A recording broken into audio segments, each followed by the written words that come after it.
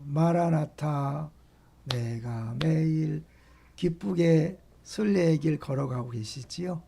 치열한 영적 전투를 벌이면서 지쳐있는 성도님들을 위로하기 위해서 방송을 준비했습니다.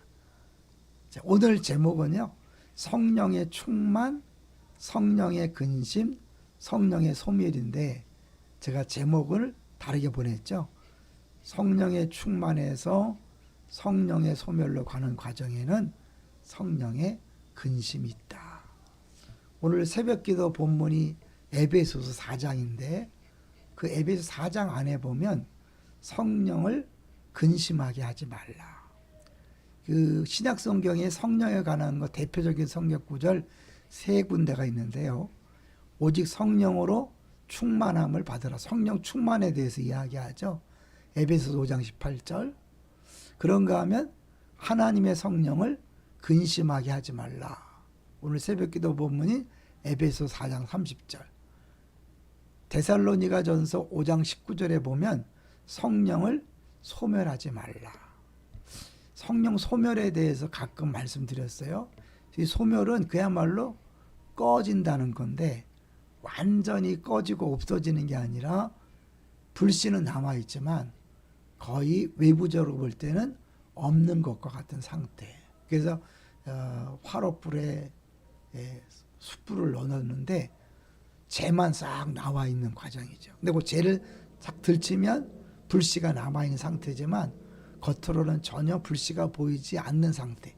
그것이 성령의 소멸이죠. 많은 성도들 중에 성령이 소멸 상태로 그렇게 신앙생활 하시는 분들이 있는 거죠. 그럼 어떻게 거기까지 가게 됐을까? 오늘 그 얘기 잠깐 할 텐데요. 먼저 우리 성령 충만에 대한 오해, 내치 때마다 같이 나누지만 성령 충만에는 두 가지 단어를 사용하고 있다. 하나는 플레이테이스고 하나는 플레이레이스다. 그래서 이 순간적으로 임하시는 성령, 그 플레이테이스죠. 그러나 우리 안에서 점진적으로 충만케 되는 그것을 얘기할 때는 플레이레이스. 그래서 성령의 은사를 얘기할 때는 플레이테이스, 성령의 열매를 얘기할 때는 플레이레이스를 얘기하는데, 이거를 두 개가 있다는 걸 모르는 사람들은 자기가 알고 있는 한 가지를 성령 충만으로 생각하기 때문에 오해의 소지가 있는 거죠. 신앙생활은요, 과정이라는 사실을 우리가 잊지 말아야 됩니다.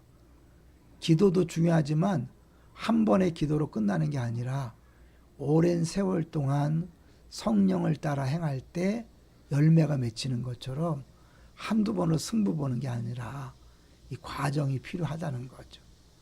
그래서 이 성령에 따라 살아가는 삶 중에 성령을 근심하게 하는 것이 뭔가를 오늘 에베소서 4장 25절부터 32절을요 키아즘 구조로 보면 확실해요. 25절이 A라면 거기에 보면 25절 서로라는 표현이 있죠. 끝절인 32절은 또 역시 서로라는 표현이 있어요. 이걸 키아즘 구조로 볼 때 연관되는 단어를 가지고 구분하거든요. 이제 서로. 그리고 B에는 분을 내어도 이제 밤을 지내지 말라는 거잖아요. 그 다음에 31절에 노함과 분냄. 그러니까 이 분내는 것에 대한 짝이 되죠. C는 27절인데 마귀에게 틈을 주지 마라.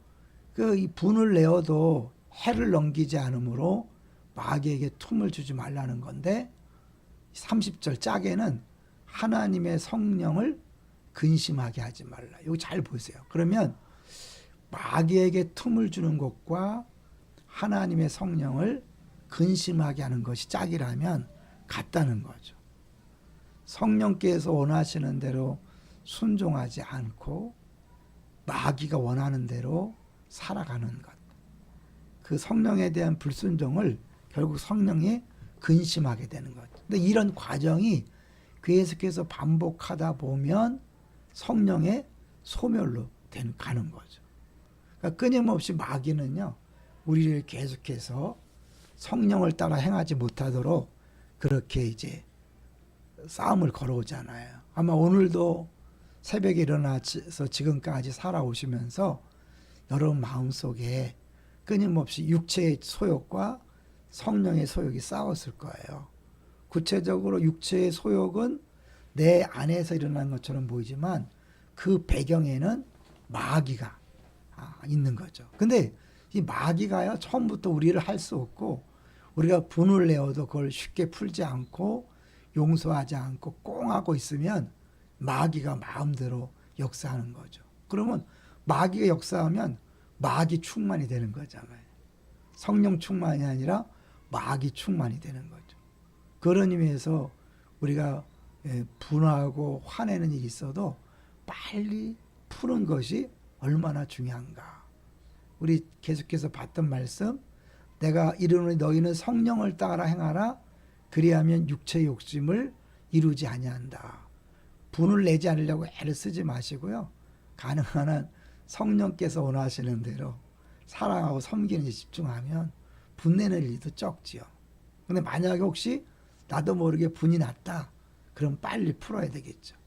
너희가 만일 성령의 인도하시는 바가 되면 율법 아래에 있지 아니하리라. 설명했죠. 율법 아래에 있다는 것은 내 안에 끊임없이 뭘 해야 된다는 강박감, 그런 의무감에 사로잡는 거죠. 그 신앙생활이 자유하지 않은 거죠. 그러니까 마귀에게 내 자신을 주는 순간 나는 이제 자유를 빼앗기고 더 율법적이 되고, 그러면서 율법적이 되면 될수록 어떻게 해요? 다른 사람이 내가 하는 대로 하지 않았을 때 분이 나는 거죠. 화가 나는 거죠. 그리고 용서를 못하는 거죠.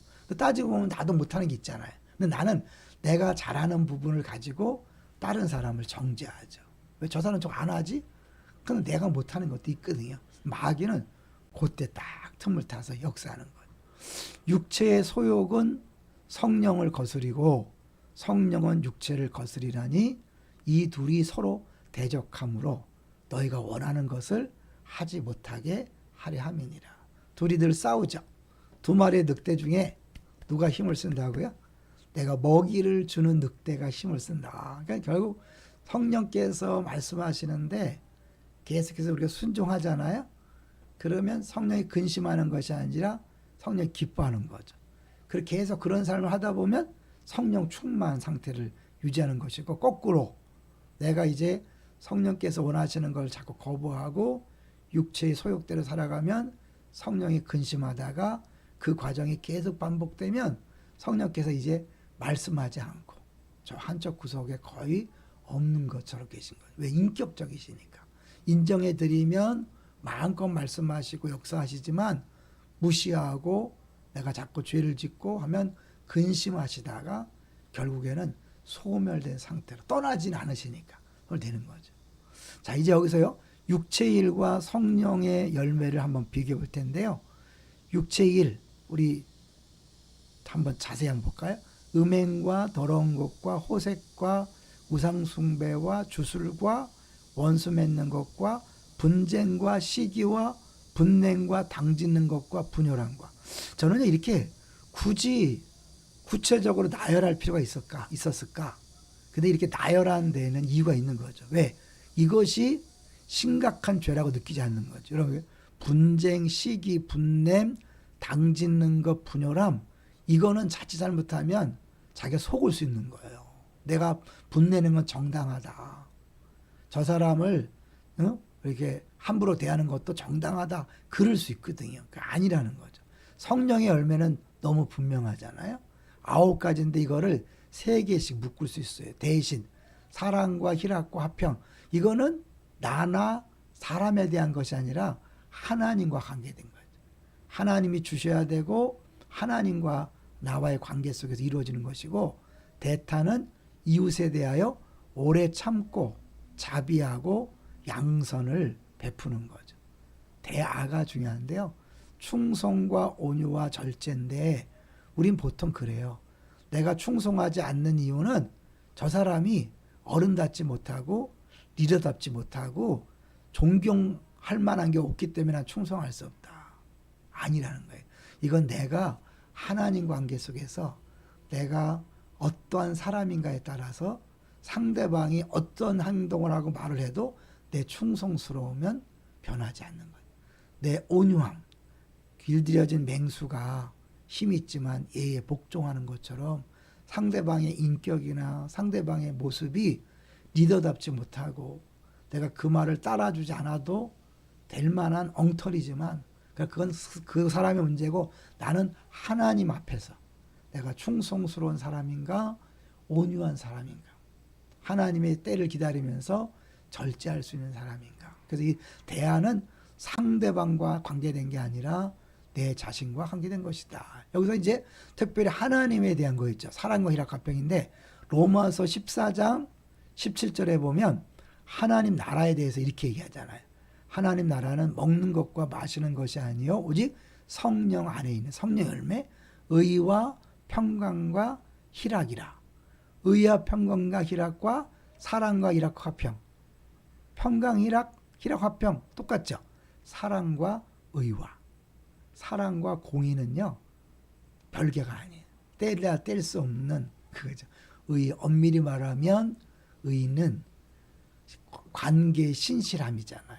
그러니까 하나님 우리와 언약 관계에 신실하기 때문에 우리를 사랑하시는 거예요. 끝까지 사랑하시는 거죠. 그러니까 우리도 그 하나님에 대한 온전한 의가 있다면 충성과 온유와 절제 그것은 자연스럽게 나타나는 결과가 되는 거죠.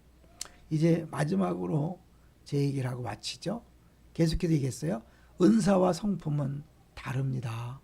은사는 한순간에 주어질 수 있지만 성품은 한순간에 만들어지지 않습니다.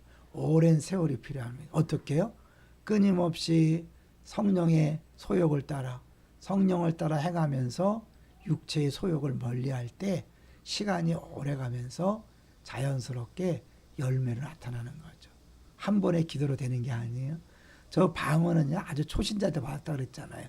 은사는요 한순간에 임할 수 있어요. 그런데 방언 받으면서도 저는 여전히 이빨이었다 그랬죠.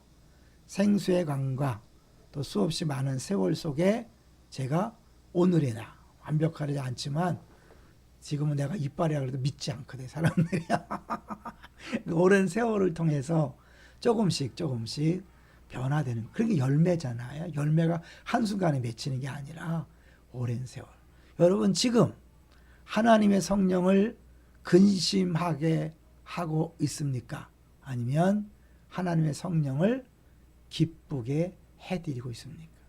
이것이 성령 충만으로 가는가 성령을 소멸한 단계로 가는가 그 중간 지점이 내가 성령을 근심하게 하면 결국엔 성령을 소멸한 쪽으로 가게 될 것이고 성령을 기쁘시게 하면 성령 충만으로 가서 성령 열매가 나타나는 거죠.